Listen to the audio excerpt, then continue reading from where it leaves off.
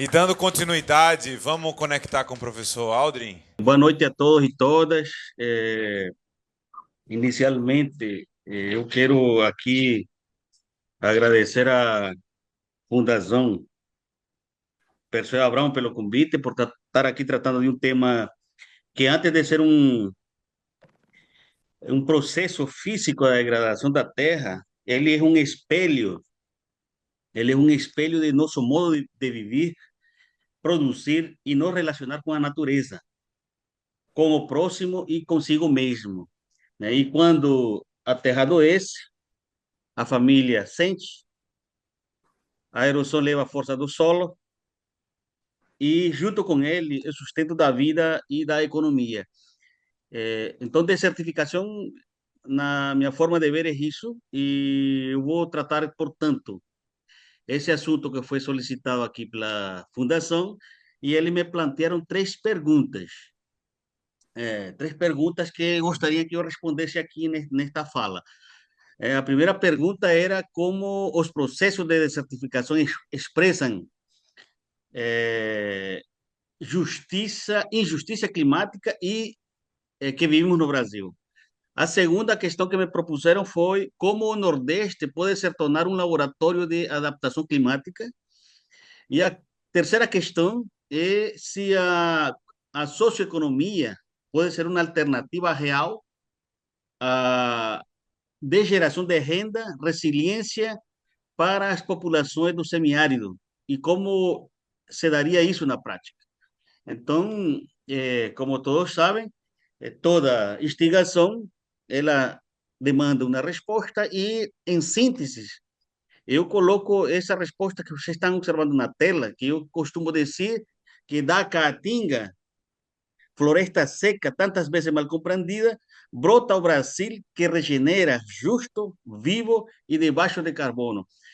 E é esses elementos que eu vou tentar aqui trazer para vocês. Então, o que sucede?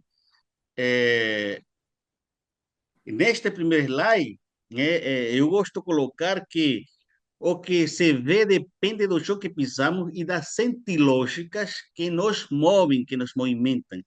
Porque uma realidade, né, ela pode, um território, uma situação, ela pode encarar-se e interpretar-se de maneiras distintas, às vezes opostas, como pode estar observando, né?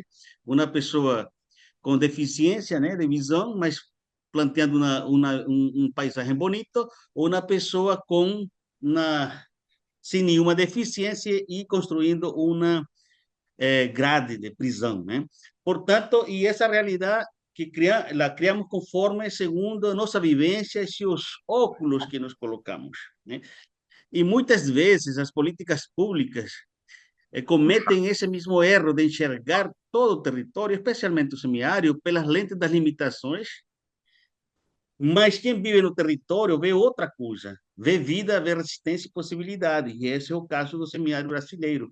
E quando juntamos os olhares da ciência, da economia e da vida, é que acredito eu que nasce, na verdade confio e creio muito nisso, que nasce a gestão da resiliência nos territórios perante esses problemas.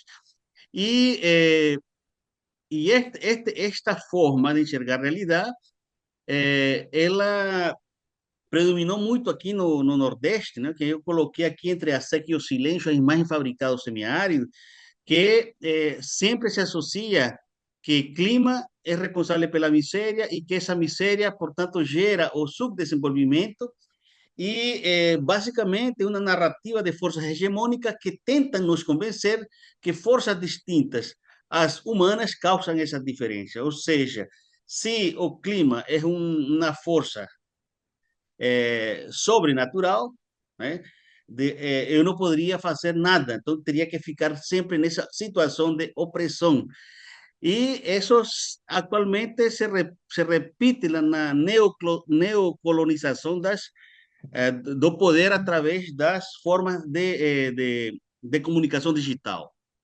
Então, essa visão, essa perspectiva de enxergar o território que permaneceu durante muito tempo, era um passado triste que tinha um futuro invisível e era um semiárido problema, né? Que basicamente partia de um semiárido oprimido, miserável, né? E propunha um semiárido com o mesmo futuro, ou seja, pensando que quando escolhemos eh,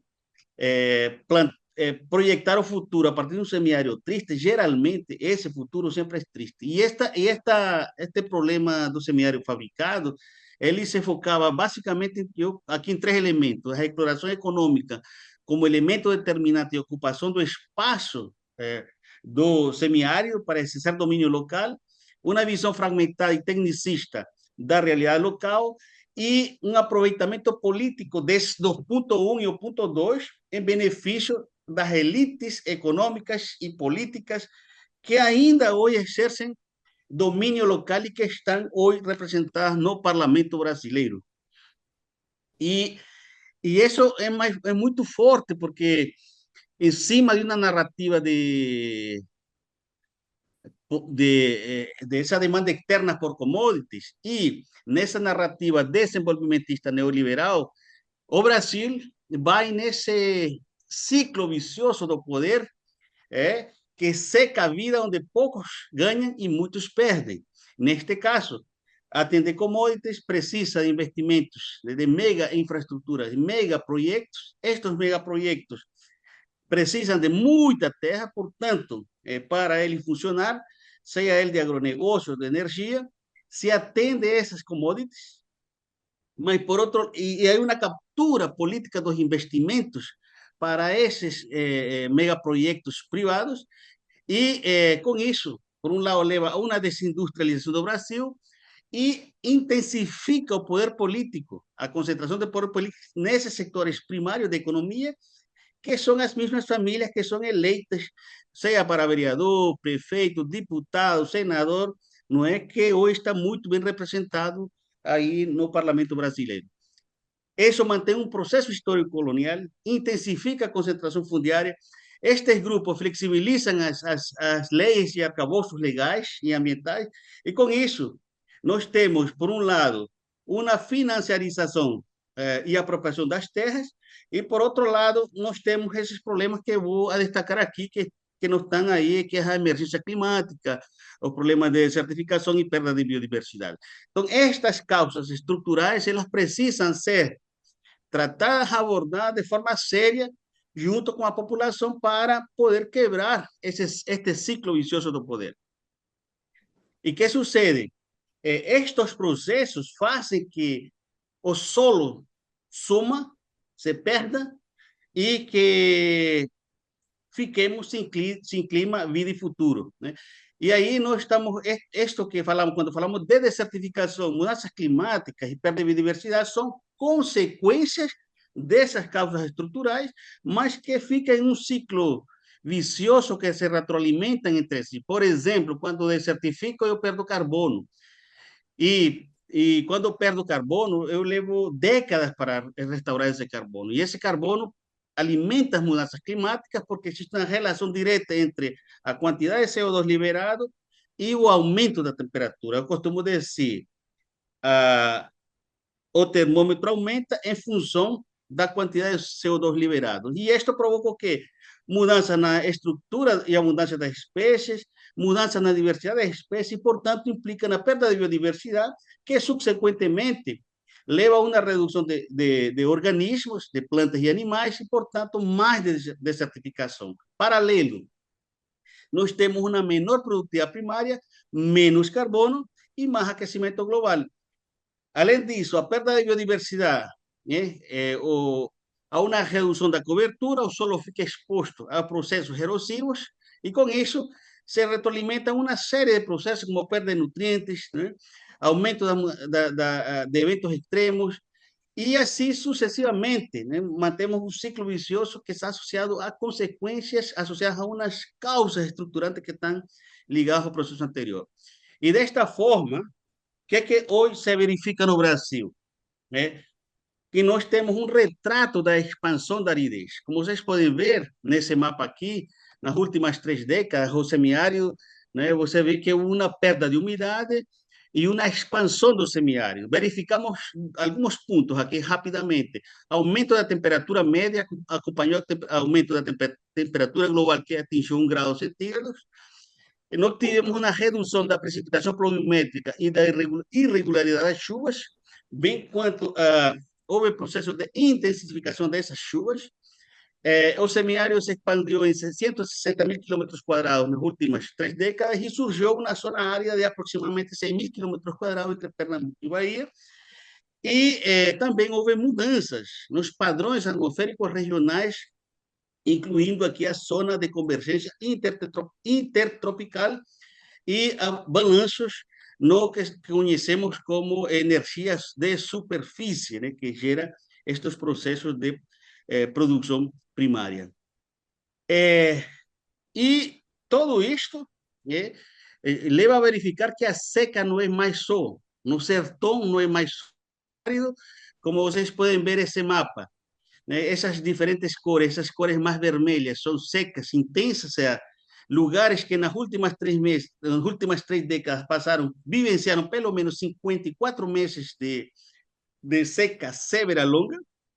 Essas partes amarelas, entre 18 e 36 meses de seca severa longa, e essas partes mais claras significa pelo menos 18 meses de seca severa longa. Então, verificamos que houve uma maior frequência e duração das secas, também que as secas severas, secas severas prolongadas predominaram por menos 27% do território nacional, que enfrentou aproximadamente 36 meses de secas em algum ponto do país, e as áreas conhecidas como suscetíveis de certificação, 90% de sua área, passaram por mais de 18 meses e algumas com mais de 36 meses.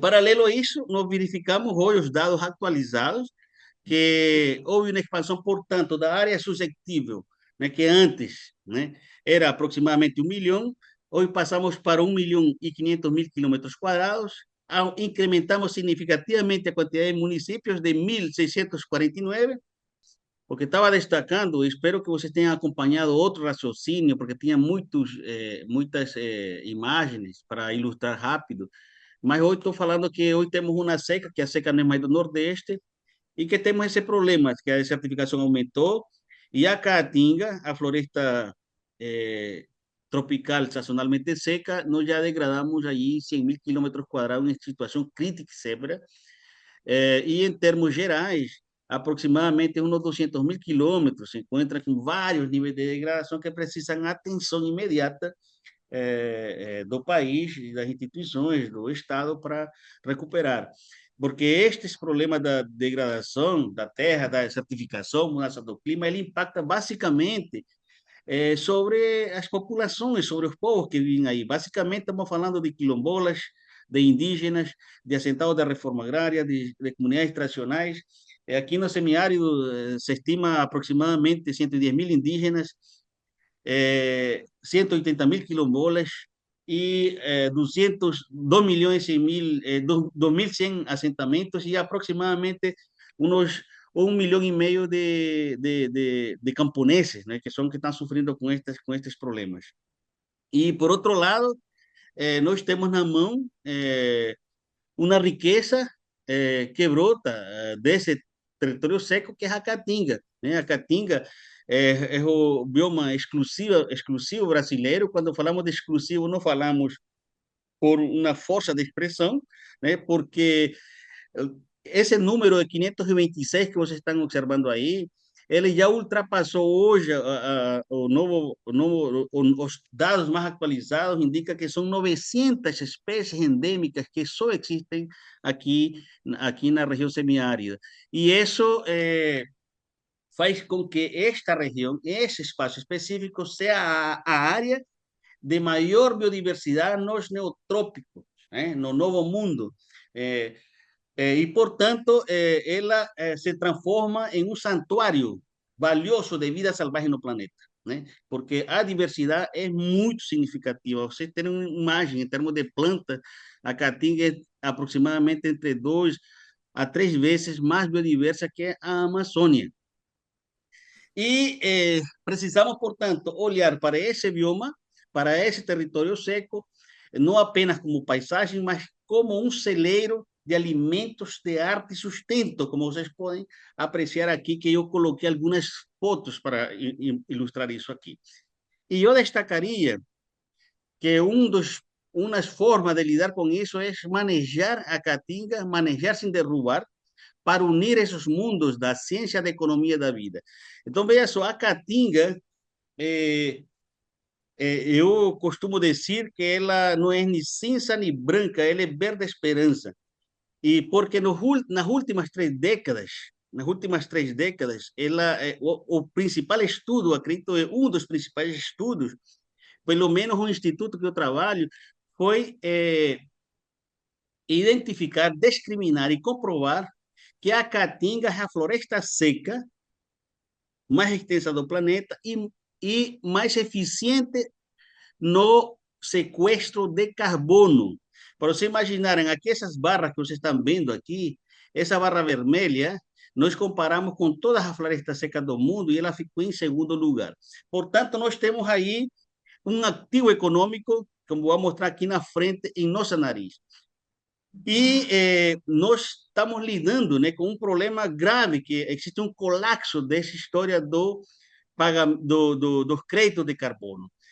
Mas nós temos uma oportunidade de transformar isso em um crédito que seja útil. Mas nós temos umas perguntas, né, que eu coloco aqui para vocês.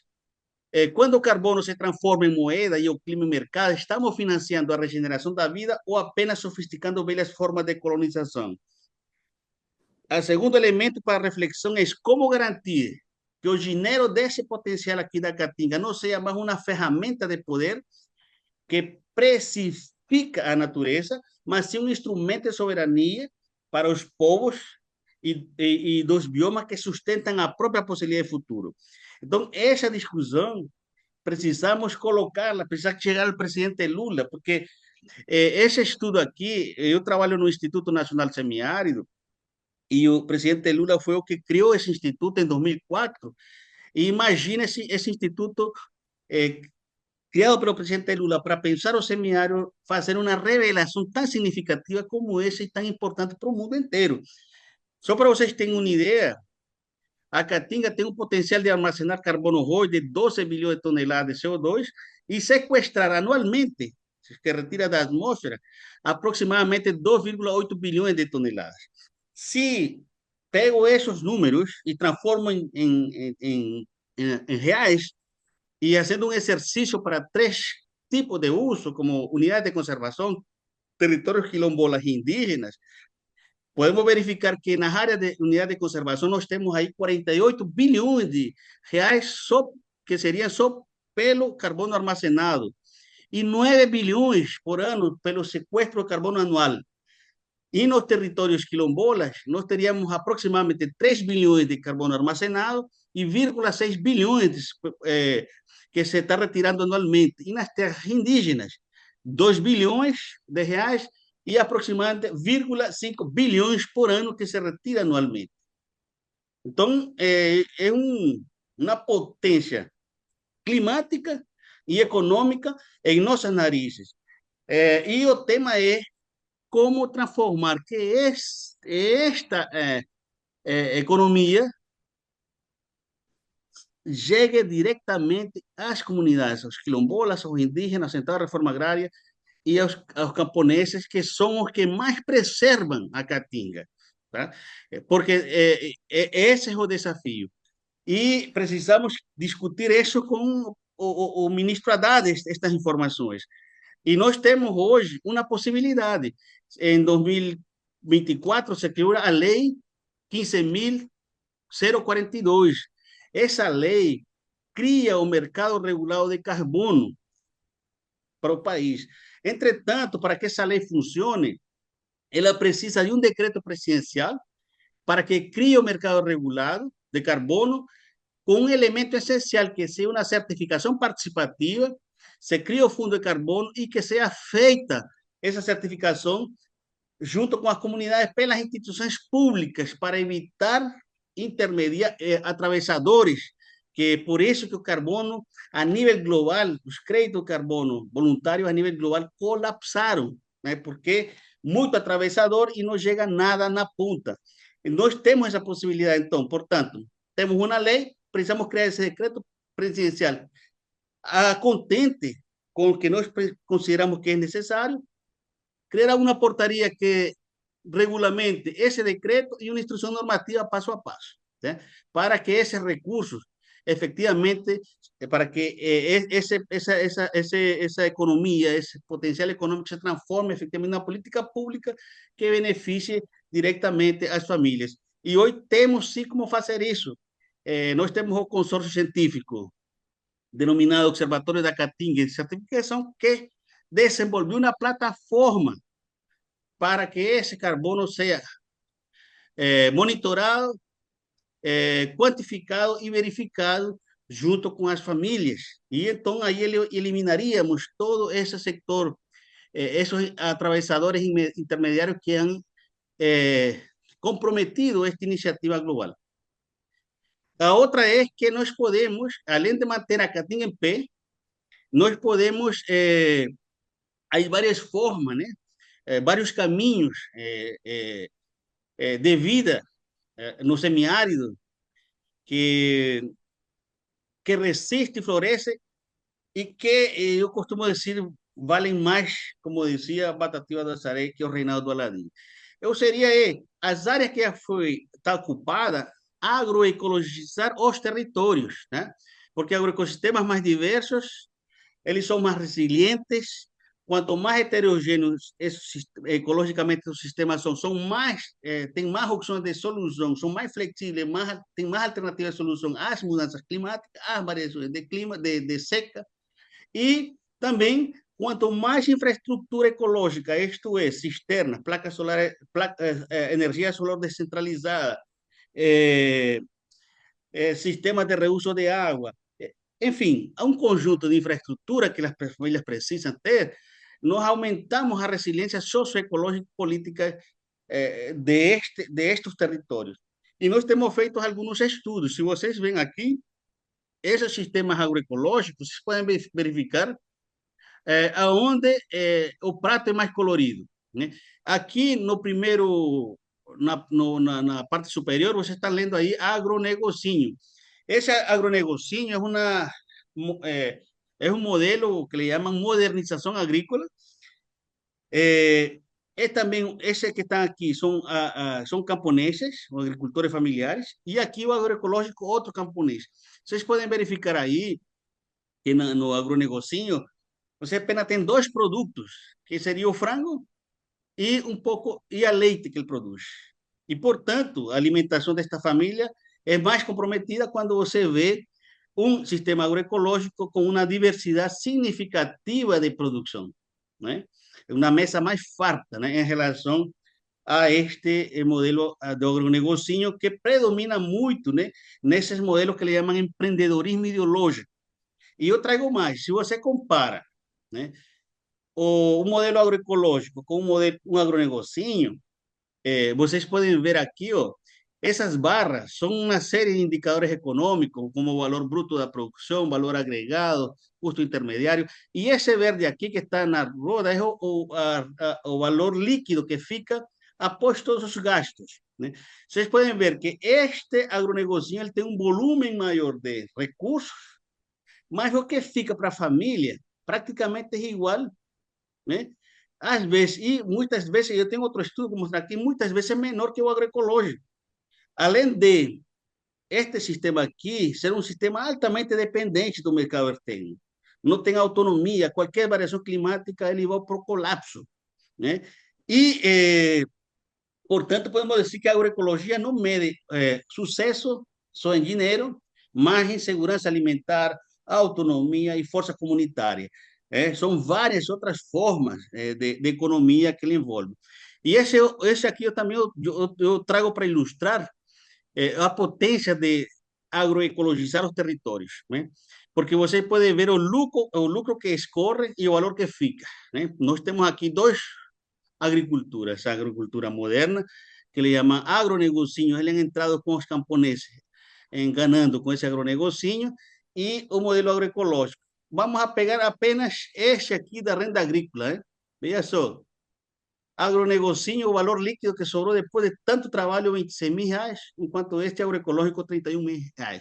E esse índice de endogeneidade, ou seja, quanto menor esse índice, significa que ele é mais, ele, o recurso que ele utiliza para produzir, ele da propriedade apenas equivalem a 30%, né? Enquanto este aqui, quase 80% dos recursos que ele utiliza para produzir, ele los extrai de sua própria de seu próprio sistema, né?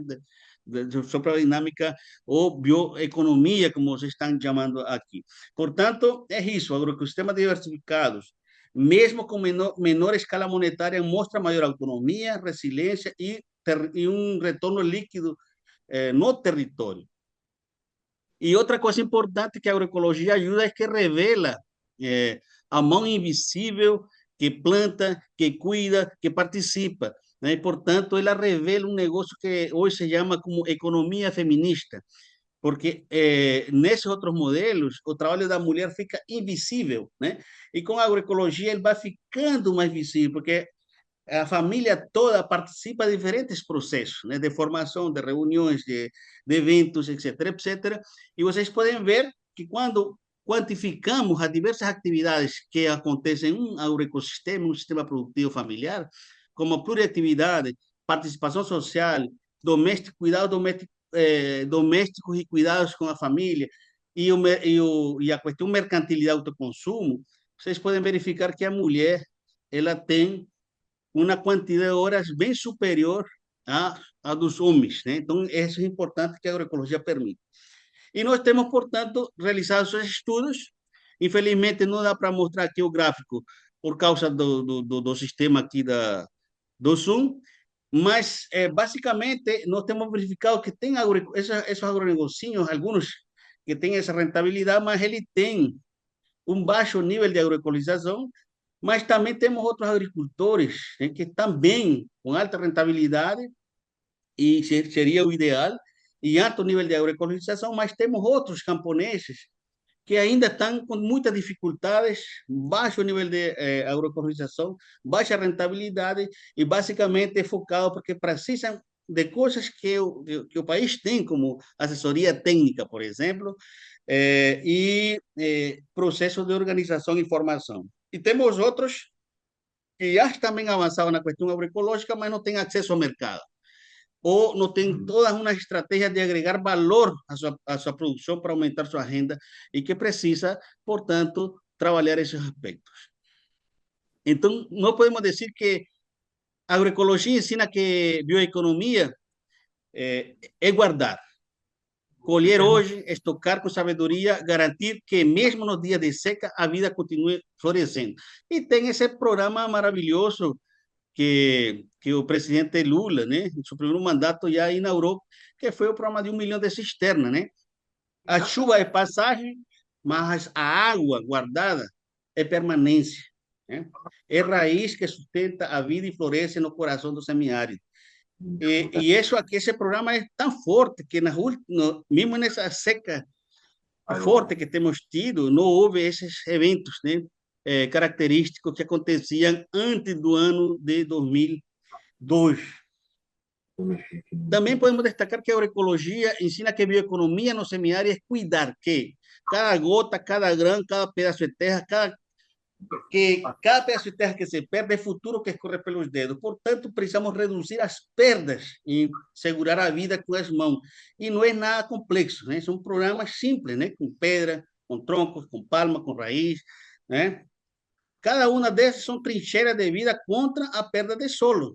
Vocês podem ver, essas técnicas podem reter até 100 toneladas por hectare de solo ano, né? E também não perder a água, né? Não perder a água, porque essa água serve para restaurar a área, ou seja, estamos falando do reuso da água. Há que reutilizar todas as formas possíveis de água. A agroecologia ensina que a bioeconomia é caminhar juntos, quando as vozes se encontram, os sonhos se alinham, o território ganha força para mudar seu próprio destino. E é isso, de boca em boca, de mão em mão, espalham-se, as soluções se espalham, né? Plantar no diálogo, regadas pelo saber e colhidas em comunidade. Então, a agroecologia ensina que também é isso. E dizer para vocês que o sertão, eu costumo dizer, está escrito em braille, o semiárido está escrito em braille. E hay que ler com as mãos e sentir com a alma. Porque costumo dizer que sem emoção não há paixão, sem paixão não nasce a razão. E sem a razão, e paixão não há compromisso. E o semiárido, o sertão, acima de tudo, é compromisso. Um fato de fala, não um ato simples de fala. Vivê-lo para sentir-lo necessário se faz. Tocá-lo para decifrá-lo, ali o segredo está. Refúgio de paz, que em braille escrito está, esperando quem saiba tocar para, enfim, seus encantos revelar. E digo, finalizando, duas expressões. Com o semiárido como ponto de partida que regenera o Brasil, agradeço a atenção de todos vocês e é do semiárido que o Brasil respira. Foi graças ao semiárido que estamos respirando hoje, né? Nessa última eleição. E agora, né, do semiárido Brasil respira, da Caatinga o futuro floresce. Por quê? Porque a Caatinga está lançando luzes de esperança, uma nova dica de bioeconomia que é esse crédito social de carbono que esperamos que o presidente Lula olhe com carinho para esse potencial econômico que está em nossas narizes. Só para vocês terem ideia sobre esse carbono, a Caatinga de 2015 a 2022, ela sozinha, que representa 10% dos biomas brasileiros, retirou 50% dos gases de efeito de estufa do Brasil. Então, gente, muito obrigado. Aqui está meu contato. Infelizmente, não consegui fazer minha apresentação conforme eu gosto de fazer, mas espero que a mensagem tenha sido dada.